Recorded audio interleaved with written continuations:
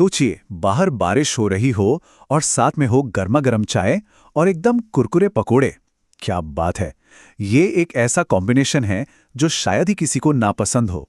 आज हम शेफ अशोक की रेसिपी से यही जादू सीखने वाले हैं कि घर पर ही बाजार जैसे क्रिस्पी पकोड़े कैसे बनाएं। तो चलिए सीधे किचन में चलते हैं। और देखिए, शेफ अशोक का दावा है कि ये पकौड़े सिर्फ 10 से 15 मिनट में तैयार हो सकते हैं। जी हाँ, सिर्फ 10-15 मिनट में। सुनने में तो ये थोड़ा मुश्किल लगता है ना, पर देखते हैं कि इतनी जल्दी ये कमाल होता कैसे है। तो ये रहा हमारा आज का पूरा रोड मैप। हम सब्जियों को तैयार करने से शुरू करेंगे, फिर वो सीक्रेट मसाला पेस्ट बनाना सीखेंगे, एकदम परफेक्ट घोल तैयार करेंगे, तलने की सही टेक्निक जानेंगे और आखिर में एक फाइनल टच देंगे। तो चलिए सबसे पहले और सबसे ज़रूरी स्टेप की बात करते हैं, सब्जियों की तैयारी, क्योंकि पकोड़ों के कुरकुरे होने की कहानी यहीं से शुरू होती है। अगर ये स्टेप सही हो गया तो समझ लीजिए आधी जंग तो जीत ली। करना क्या है? ये बहुत सिंपल है। आलू और प्याज को लंबा लंबा और पतला काटना है, जिसे जूलियन कट कहते हैं। फिर गोभी और पालक को बस रफली यानी मोटा मोटा चॉप कर लेना है। इन सब को एक बड़े कटोरे में डालकर ऊपर से नमक मिलाना है। लेकिन नमक अभी क्यों? इसका एक बहुत बड़ा सीक्रेट है। तो ये है वो सीक्रेट, नमक। इसके दो बहुत बड़े फायदे हैं। पहला और सबसे जरूरी, ये सब्जियों के अंदर का सारा एक्स्ट्रा पानी बाहर खींच लेता है, जिससे पकोड़े सौगी या नरम नहीं पड़ते। और दूसरा, ये सब्जियों का रंग भी काला पड़ने से बचाता है ना कमाल की ट्रिक? सब्जियां तो तैयार हैं, अब डालते हैं इनमें असली जान, यानी स्वाद और खुशबू। पकोड़ों का सारा जादू मसालों में ही तो छिपा है, और शेफ अशोक इसके लिए 2 तरह का फ्लेवर बेस इस्तेमाल करते हैं। चलिए देखते हैं। फ्लेवर का पहला हिस्सा है ये गीला पेस्ट। इसमें है हरी मिर्च, लहसुन, अदरक और बस जरा सा पानी।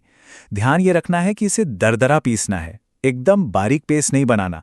यही दरदरापन पकोड़ों को एक फ्रेश और तीखा किक देगा।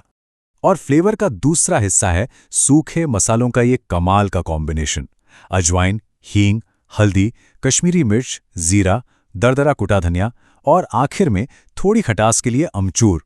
ये सारे मसाले सीधे हमारी नमक लगी सब्जियों में जाएंगे। अब यहाँ एक छोटी सी लेकिन बहुत काम की शेफ वाली टिप है। अजवाइन को सीधे डालने की बजाय उसे हथेलियों के बीच रखकर थोड़ा मसल लें। ऐसा करने से उसका फ्लेवर और खुशबू दोनों ही जैसे जाग जाते हैं और स्वाद दोगुना हो जाता है। अब बात करते हैं उस चीज की जो पकोड़े बनाती भी है और बिगाड़ भी सकती है, यानी उसका घोल। और यहाँ सबसे बड़ा नियम है, पानी जितना कम उतना अच्छा। घोल के लिए हमें चाहिए बेसन, जो कि मेन इंग्रेडिएंट है। फिर एक्स्ट्रा क्रिस्पीनेस के लिए थोड़ा सा मैदा, पकौड़ों को हल्का और फूला हुआ बनाने के लिए बेकिंग पाउडर और ढेर सारा ताज़ा कटा हरा धनिया। वैसे मैदा ऑप्शनल है, पर शेफ की सलाह है कि इसे जरूर डालें। यहाँ जो गोल है वो है एक टाइट मिक्सचर बनाना। अब ये क्या होता है? इसका मतलब है कि घोल बस इतना हो कि वो सब्जियों को आपस में बांध कर रखें, उन पर बेसन की एक मोटी परत ना चढ़ा दे। कुरकुरेपन का असली राज यही है। और ये बात बिल्कुल गांठ बांध लेनी है। पानी बहुत ज्यादा नहीं डालना। याद है ना, सब्जियों में हमने नमक डाला था, वो अभी भी अपना पानी छोड़ रही हैं। इसलिए पानी बस छींटे मारकर डालना है ताकि घोल बन जाए। घोल को मिलाने के बाद उसे तुरंत तलना नहीं है। उसे 5 से 7 मिनट का रेस्ट देना बहुत जरूरी है। इस टाइम में सब्जियां थोड़ा और पानी छोड़ेंगी, जिससे घोल अपने आप परफेक्ट हो जाएगा और बेकिंग पाउडर भी अपना काम करना शुरू कर देगा। सब कुछ तैयार है। अब आता है सबसे मजेदार और आखिरी हिस्सा, फ्राइंग का। यहीं पर वो सुनहरा रंग और वो आवाज वाला क्रंच मिलेगा जिसका इंतजार था। और यहाँ एक बहुत ही दिलचस्प बात पता चलती है, परफेक्शन को भूल जाइए। शेफ कहते हैं कि पकौड़ों का आकार जितना टेढ़ा मेढ़ा उबड़ खाबड़ होगा, वो उतने ही ज्यादा क्रिस्पी बनेंगे। ऐसा इसलिए क्योंकि उनकी सतह बढ़ जाती है और वो ज्यादा अच्छे से सिंकते हैं। तो प्रोसेस सिंपल है। तेल को मीडियम गरम करना है। हाथ से छोटे छोटे अनियमित शेप के पकोड़े तेल में डालने हैं। कढ़ाई को ओवरलोड नहीं करना। 3-4 मिनट तक इन्हें पकने दें और आखिर में एक बढ़िया गोल्डन कलर के लिए बस कुछ सेकंड्स के लिए आंच तेज कर दें।